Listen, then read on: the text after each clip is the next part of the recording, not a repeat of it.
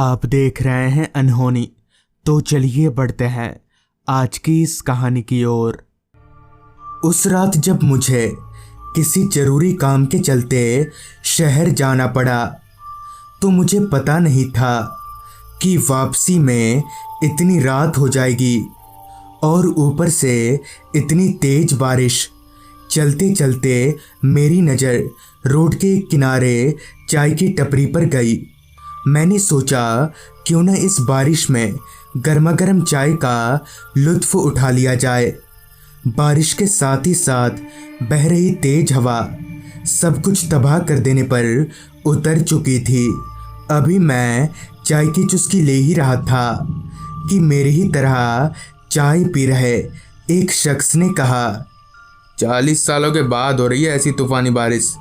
खंबे का तार वार सब कुछ टूट गया है। अभी 2 दिन तक ऐसे ही चलेगा। उस कस्टमर की बात सुनकर चाय वाले ने बोला, आपको ये सब पता कहाँ से चलता है? तो इस पर वो आदमी बोला, समाचार से। टीवी में नहीं देखते हो क्या तुम? उन लोगों की बात सुनकर मैं थोड़ा परेशान होने लगा था क्योंकि मेरा घर यानी मिराजपुर गांव यहाँ से काफ़ी दूर था, लगभग 6 किलोमीटर। हालांकि मेरे पास छतरी थी मगर इन तूफ़ानी हवाओं के बीच वो भी कुछ काम नहीं आएगा।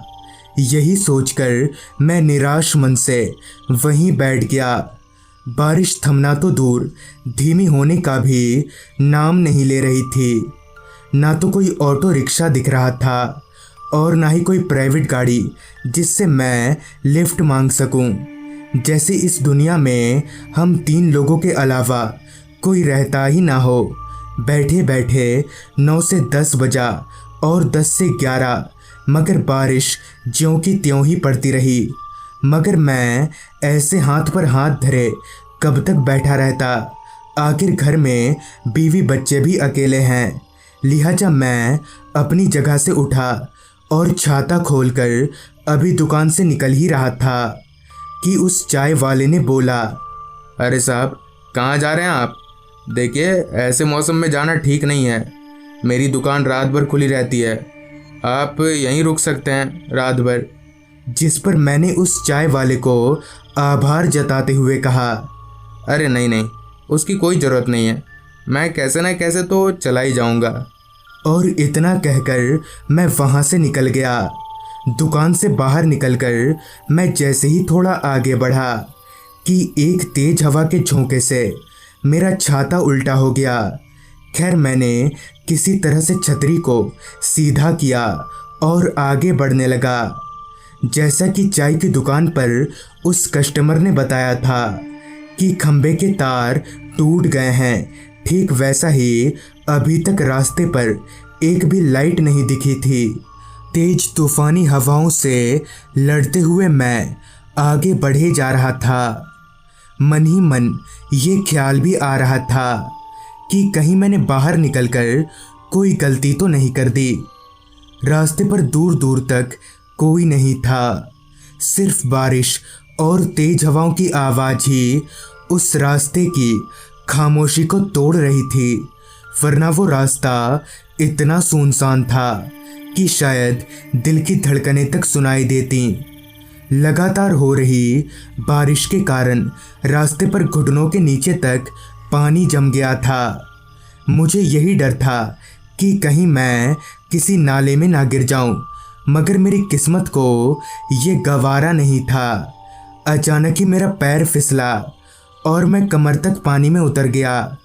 अंदाजे से तो ऐसा लग रहा था जैसे मैं किसी छोटे से नाले में गिर गया हूँ। खुद को इस मुसीबत में पाकर मेरी आंखों से आंसू छलक गया। मैं पछताने लगा कि काश मैंने उस चाय वाले की बात मान ली होती तो आज मैं इस मुसीबत में ना पड़ता। खैर, जैसे तैसे मैं उस नाले से बाहर निकला और इसी खींचातानी के बीच मेरा एक पैर किसी धारदार चीज से लगकर छिल गया। खैर, मैं जैसे तैसे लंगड़ाते हुए आगे बढ़ने लगा। मेरा आधा शरीर भीग चुका था जिस वजह से अब मुझे ठंड लगने लगी। अब किसी मुसीबत में ना पड़ूं, भगवान से यही मनाकर अभी मैं थोड़ा आगे चला ही था कि मुझे रास्ते के एक किनारे थोड़ी ऊंची जगह पर एक बंद दुकान दिखी, जिसके बाहर का शेड काफ़ी बड़ा और निकला हुआ था। इसका मतलब कि मैं वहाँ रुक सकता हूँ। लिहाजा मैं लंगड़ाते हुए उस बंद दुकान तक पहुँचा और वहीं शेड के नीचे बने चबूतरे पर बैठ गया। एक तो मैं भींगा हुआ, ऊपर से तेज चल रही ठंडी हवा जले पर नमक का काम कर रही थी। खैर मैं उन भीगे कपड़ों में ही उस चबूतरे पर लेट गया। पहले बहुत देर तक तो मुझे नींद नहीं आई, मगर जब आई तो मैं कब सो गया कुछ याद नहीं। फिर जब मेरी नींद टूटने को हुई तो कोई मेरे कानों में गुदगुदी कर रहा था।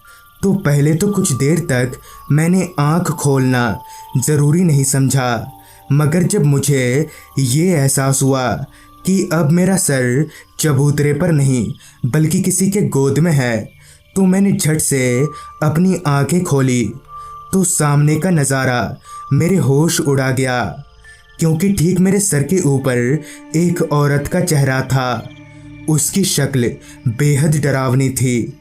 मैं एक झटके से उठा और वहाँ से रोड की ओर भागने लगा। अभी मैं रोड पर आया ही था कि तभी मुझ पर किसी गाड़ी की रोशनी पड़ी। मैंने उस रोशनी के ज़रिए की ओर मुड़कर देखा तो पाया कि एक ऑटो रिक्शा मेरी ओर ही चली आ रही है। उस रिक्शा को देखकर मेरी जान में जान आई। मैं ज़ोर ज़ोर से हाथ दिखाकर उस रिक्शा को रुकवाने लगा। फिर जब वो रिक्शा ठीक मेरे पास आकर रुकी तो मैं फट से उस रिक्शा में बैठ गया, जिस पर रिक्शा चला रहे ड्राइवर ने कहा, अरे अरे पर जाना कहाँ है, बताओ तब ना। जिस पर मैंने कहा, मिराजपुर गांव चलो, जल्दी जल्दी निकलो यहाँ से। मुझसे ये सुनकर रिक्शा वाले ने गाड़ी बढ़ाते हुए कहा, देखो भैया, मिराजपुर गांव का 150 रुपया लगेगा। जिस पर मैं बोला, सब चलेगा, बस तुम चलो। मैं बहुत डरा हुआ था। मेरे जहन में अभी भी उस औरत का ही चेहरा घूम रहा था। जहाँ कुछ देर पहले तक मैं ठंड से कांप रहा था, तो वहीं अब मेरा पसीना निकलना बंद ही नहीं हो रहा था। मुझे इस तरह घबराया हुआ देख ऑटो ड्राइवर ने पूछा, क्या बात है साहब, आप बहुत डरे हुए लग रहे हैं। इस पर मैंने उस ऑटो ड्राइवर को सब कुछ खुलकर बता दिया। मेरी पूरी बात सुनकर कुछ देर के लिए तो उस ऑटो वाले ने चुप्पी साध ली और फिर बोला, साहब वो औरत एक चुड़ैल थी। दरअसल आज से कुछ साल पहले वो औरत और उसका पति, जो कि एक ऑटो ड्राइवर था, वो लोग एक रात इसी रास्ते से अपनी ऑटो में बैठकर कहीं जा रहे थे, मगर तभी रास्ते में कुछ गुंडों ने मिलकर उनकी ऑटो रुकवा दी और उनसे मारपीट करके उन्हें लूट लिया।